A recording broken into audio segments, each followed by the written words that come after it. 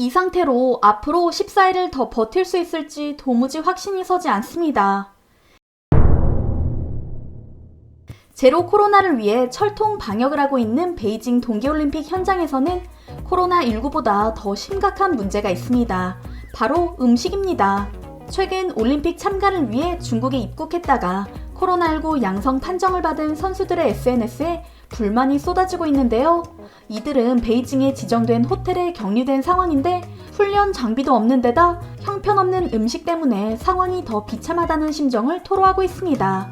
러시아 바이애슬론 선수 발레리아 바스네초바는 배가 아프고 얼굴을 창백해졌으며 눈 주위에 큰 다크서클이 생겼다. 이 모든 게 끝났으면 좋겠다. 나는 매일 운다. 너무 지쳤다라고 말하며 한 장의 사진을 올렸습니다.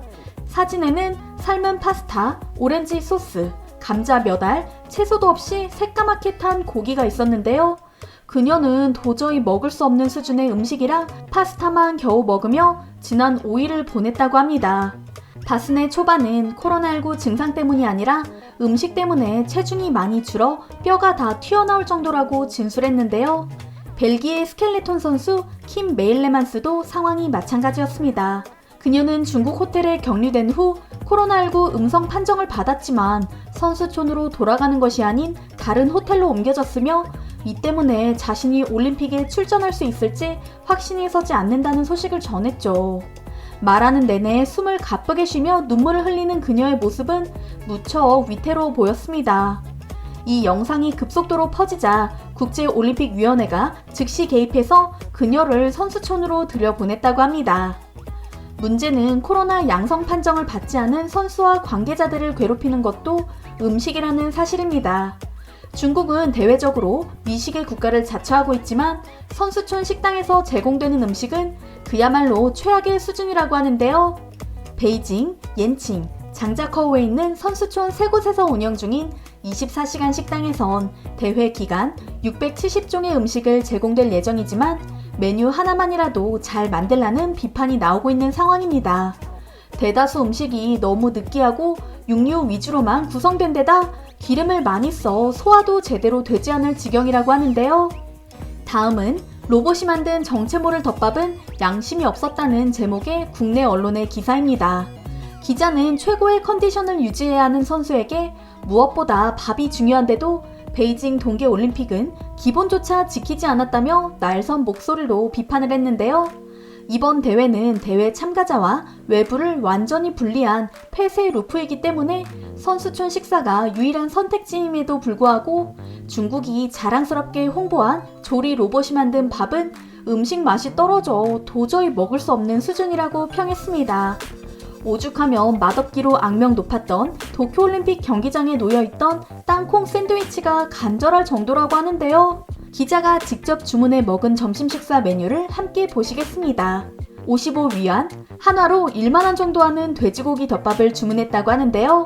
로봇이 만들어 서빙하는 모습을 지켜볼 때까지만 해도 신기하다는 생각이 들었다고 합니다. 그런데 문제는 맛이었습니다.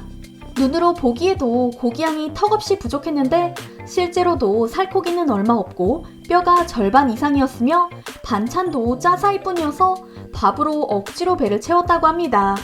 기자는 선수촌 로봇이 만든 식사에 대해 이렇게 평했습니다. 로봇이 만들어서 그런지 양심이 없었다. 음식이라기보다 현대 미술? 그림에 가까웠다고요. 그렇다면 2018년 평창 동계올림픽의 식사는 어땠을까요? 아래 사진이 바로 평창 K푸드 플라자에서 판매했던 8,000원 하는 떡갈비입니다. 한눈에 봐도 차이가 보이시죠? 선수들의 불평도 이어졌습니다. 스피드스케이팅 정재원 선수는 선수촌 식사에 관한 질문에 2018 평창 동계올림픽 때와 많이 비교된다라며 선수촌 식당 음식은 그리 맛있지 않다. 베이징에 도착한 날 저녁에 선수촌 식당을 방문한 뒤 한 번도 안 갔다라고 대답했습니다. 김보름 선수 또한 식단을 보니 집에 가고 싶은 마음마저 생기더라라고 위트를 섞어 말했죠. 우리나라뿐만 아니라 미국, 영국, 프랑스 등에서 온 선수들도 대다수 음식이 너무 느끼하고 육류 위주로만 구성돼 있어 도저히 먹을 수 없다며 한숨을 쉬었습니다.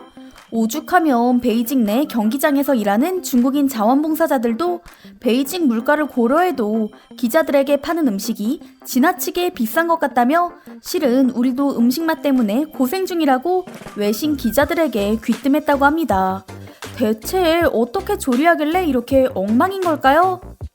이 영상은 베이징 동계올림픽 미디어센터 지하 1층 식당에 있는 로봇 셰프입니다. 사람 팔처럼 생긴 로봇이 중국식 프라이팬을 열심히 흔들고 있는 모습이 보이는데요. 중국 유명 요리사들이 만든 레시피를 이용해 만드는 것으로 주로 볶음면, 볶음밥 같은 식사류를 만든다고 합니다. 코로나19 때문에 사람 접촉을 최소화하기 위해 로봇 조리와 서빙까지 구현한 베이징 동계올림픽이지만 올림픽 관계자들 사이에선 이럴 거면 차라리 사람이 만들어라라는 요청까지 나오고 있다고 합니다. 미식의 국가인 중국에서 올림픽이 열려 기대를 많이 했는데 지금까지 갔던 올림픽 대회 중 음식의 질이 가장 좋지 않다는 날선 평가까지 이어졌는데요. 어이없는 것은 로봇 셰프가 음식을 만들긴 하지만 결국 사람의 손이 들어가야 조리가 완성된다는 점입니다. 예를 들어 감자튀김이나 만두 같은 간식은 로봇이 만들면 사람이 가져가는 방식이고 로봇 바텐더도 칵테일을 잔에 따르기만 할 뿐 식당 곳곳에 있는 자원봉사자들이 탄산 음료를 추가한 후 손님에게 전달하고 있기 때문입니다. 방역 효과 제로의 반쪽짜리 로봇 식당인 셈입니다. 다행히 우리 대표팀은 대한체육회가 지원하는 급식지원센터의 도시락으로 끼니를 해결하고 있다고 합니다. 체육회가 공개한 도시락을 보면 불고기와 계란말이 등 이른바 메인 반찬은 물론 김치와 멸치, 시금치 등 밑반찬까지 두루 갖춰져 있는데요. 밥과 국은 따로 보온통에 넣어져 따뜻하게 제공되기까지 합니다. 사과와 오렌지, 미숫가루 등 후식 라인업도 훌륭하고요. 진천 국가대표 선수촌 영양사 및 조리 인력 등 총 14명이 파견되어 현장에서 직접 만들고 있는데요. 2008년 베이징 대회 때부터 이어져 온 전통이라고 합니다. 이렇다 보니 한국 대표팀의 도시락을 부러워하는 외국인 선수들의 모습도 현장에서 볼 수 있었는데요. 평창 동계올림픽 당시 선수촌 식당 이야기를 안 하고 넘어갈 수 없을 것 같습니다. 평창 올림픽의 진정한 승자는 한국 치킨이라는 외신 보도가 나올 정도로 뛰어났던 음식 퀄리티로 선수들과 올림픽 관계자들의 호평을 받았었죠. 당시 평창의 선수촌 식당엔 180여 명의 전문 요리사들이 상주해 420여 가지 음식이 뷔페식으로 제공됐었는데요. 24시간 운영으로 1일 제공 규모는 7,000인분에 달했습니다. 도쿄나 베이징 올림픽 때처럼 도저히 먹을 수 없는 음식이라며 외부 조리사를 고용해 끼니를 해결하는 나라는 단 한 곳도 찾을 수 없었죠. 또한 각 나라에서 온 다양한 국적의 선수들의 식성을 고려해 월드, 아시안, 한식, 할랄 등 6가지 섹션으로 운영된 세심한 구성에 올림픽 기간 동안 살이 쪄 본국으로 돌아간다는 외국인 선수들도 많았습니다. 토마스 바흐 IOC 위원장마저 선수들 사이에서 음식에 대한 민원이 단 한 건도 나오지 않은 것은 이번 올림픽이 처음이라고 극찬할 정도였고요.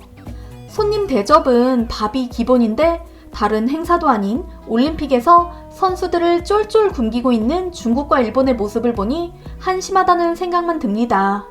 우리 선수들이 무사히 경기를 마치고 건강한 모습으로 귀국하길 바라며 오늘 영상을 마치겠습니다.